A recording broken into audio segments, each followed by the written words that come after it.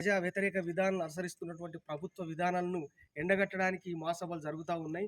ముఖ్యంగా రాష్ట్రంలో కానీ దేశంలో కానీ 80 లక్షల మంది పిఎఫ్ కార్మికులు ఉన్నారు. వీళ్ళందరూ రేపు 58 సంవత్సరాలు నిండి పదవి విరమణ చేసి రాజీనామా చేస్తే వీళ్ళకు కేవలం పెన్షను 1200, 1500 మాత్రమే వస్తూ ఉన్నాయి. ఈ పెన్షన్ ఏమాత్రం సరిపోవడం లేదు.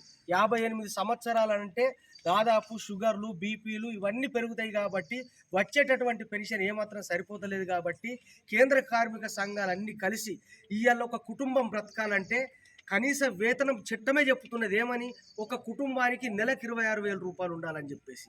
అలాగే పెన్షన్ కూడా బ్రతకడానికి కనీసం రిటైర్డ్ అయిన తర్వాత 9,000 రూపాయలు నెలకు పెన్షన్ ఉండాలని చెప్పేసి కామన్ డిమాండ్ పెట్టినాయి. కాబట్టి ఇప్పుడు ఈ చట్టాలను కూడా 4 కోడ్స్గా మార్చి గ్రాడ్యుటీ చట్టం కానీ వేతనాల చట్టం కానీ ఇవాళ యాజమాన్యాలకు అనుకూలంగా తీసుకొస్తున్నారు. ఈ చట్టాలను కూడా రద్దు చేయాలని చెప్పేసి ఈ సందర్భంగా డిమాండ్ చేస్తున్నాం.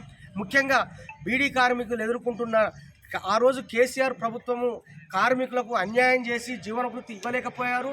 ఇప్పుడు రేవంత్ రెడ్డి వచ్చిన తర్వాత చేయూత పథకం కింద కార్మికులందరికీ బీడీ ప్యాకర్లకు కానీ నెలసరి ఉద్యోగులకు కానీ బీడీ కార్మికులకు కానీ రానటువంటి వాళ్ళందరినీ ఆదుకొనుటకు చేయూత పథకం కింద నెలకు 4,000 రూపాయలు జీవనభృతి ఇస్తామని చెప్పేసి మాట తప్పడం జరిగింది.